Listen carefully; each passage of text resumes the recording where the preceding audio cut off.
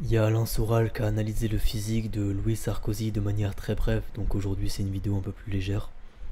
Alors en fait il a répondu à un tweet d'un mec qui a fait un tweet sur Louis Sarko, et de là il a fait une analyse assez brève de son physique.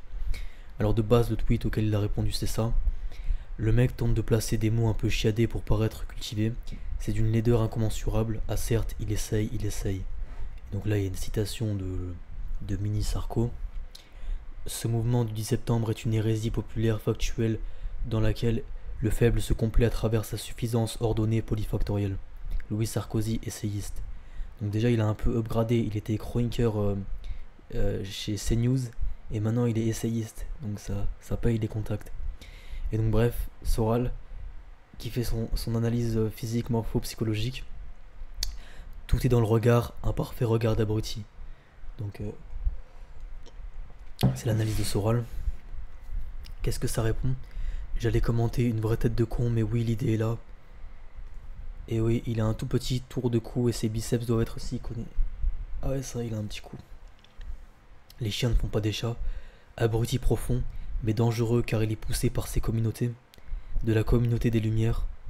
Il doit savoir mieux l'accent l'anglais américain. Donc voilà, ensuite il y a une deuxième vidéo que je voulais montrer, c'est un Algérien, un Kabyle, qui a hacké une chaîne israélienne. Regardez ça. Là, là, hacké par, là le mec il a mis son pseudo. עכשיו קל לשבת ולנסות לנתח מה היה, אבל זה אירוע מתפתח שאתה לא מבין ברגע הראשון מה קורה. האירוע הזה התחיל מבחינתנו תושבי הדרום ב6:30 בהתקפת טילים. אני תושב באר שבע. Et les mecs qui parlent à la télé, et il y a un hack qui s'affiche sur la banderole. Donc voilà, c'était un peu marrant. Ça prouve que les soi-disant on essaye de nous monter la tête toujours. Non mais le Mossad, Israël, techniquement ils sont tellement dans le futur et tout. Même un mec chez lui, un hacker en Kabylie, il hack normal, il rentre dans les systèmes, c'est cinéma tout ça. Et ensuite il y a aussi cette vidéo qui était pas mal, que je trouve un peu marrante. C'est que la fille de Dieudonné, elle est née le 7 octobre. Et Dieudonné, bon, il est pas passé à côté de ça. Et du coup je voulais montrer cette vidéo parce que j'ai trouvé ça marrant. Une histoire incroyable dans le même style. Une histoire incroyable dans le même style. Ma fille est née le 7 octobre. Parce que vous en avez plusieurs. Alors, je parle de ma fille qui va avoir cette année 16 ans. Donc, j'ai fait un tweet dans lequel... Alors, tweet, ça va, on peut le... Bon. Non, parce qu'autrement, je paye. Non, écoutez, non, je vous ai laissé dire humour, alors que c'est quand même limite. Donc, ma fille est née le 7 octobre, j'ai fait... Un tweet, c'est 7 octobre, jour de joie. Ah! Vous êtes un... Attendez, et j'explique du Hamas. J'explique derrière. Convoqué, garde à vue. Pour avoir dit ça? Pour avoir dit ça. C'est bon. Alors que j'explique dans ce même tweet, mais après... C'est la date d'anniversaire de votre fille. Voilà. Donc, pour vous dire que ma fille, alors on va fêter son anniversaire, maintenant on est obligé, le 8.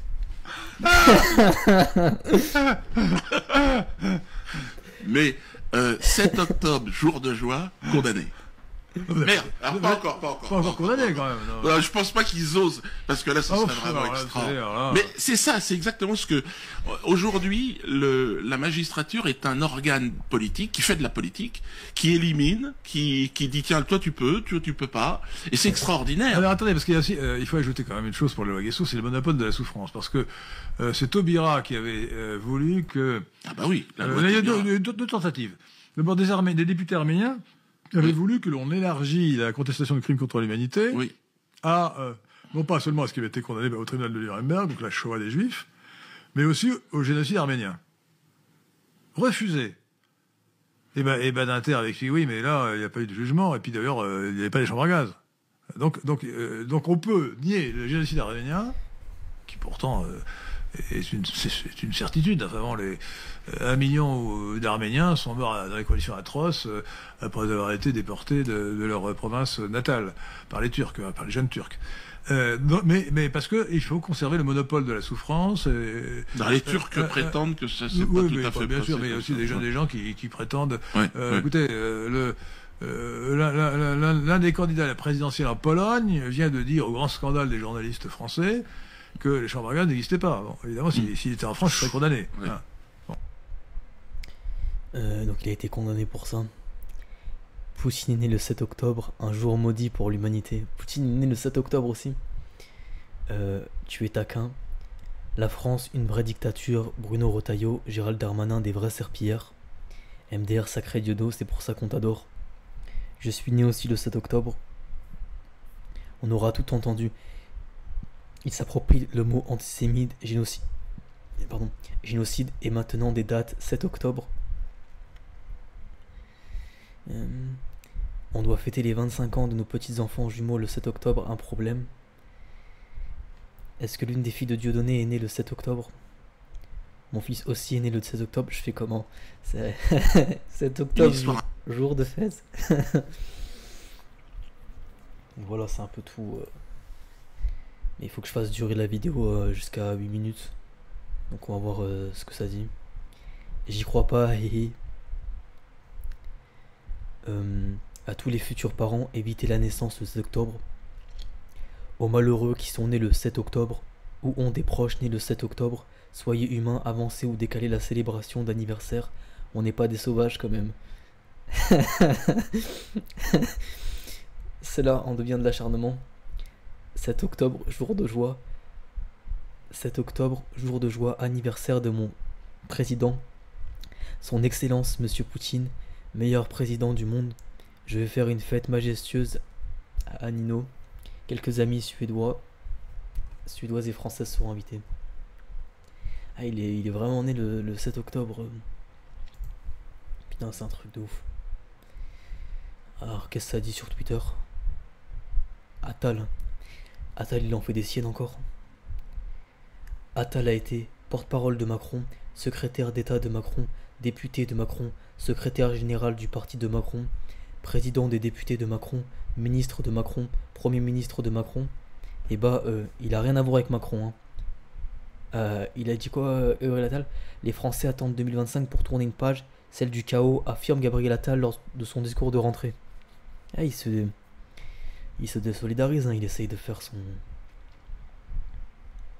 En 2020...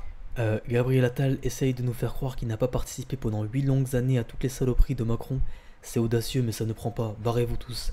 27 aura lieu l'une des élections. C'est là que tu vois que il sous-estime quand même les gens, ou alors peut-être il trouve ça marrant, parce qu'en vrai ça peut être un peu gaulerie de faire un jour t'as rien à voir. Ou alors il sous-estime les gens, il pense vraiment que c'est des animaux. Je sais pas s'il fait ça pour la vanne, parce qu'avec ses collègues peut-être il doit rigoler de ça. Ou alors s'il prend vraiment les gens pour du bétail. Je cite Yvan Attal, les Palestiniens ont envie d'être nous, mais notre Shoah, ils nous l'envient, ils veulent absolument un génocide. Putain, mais c'est des malades mentaux.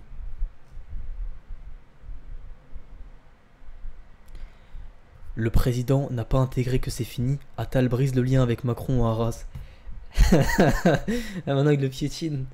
Sa petite tête de Harki. Bon bref, ciao.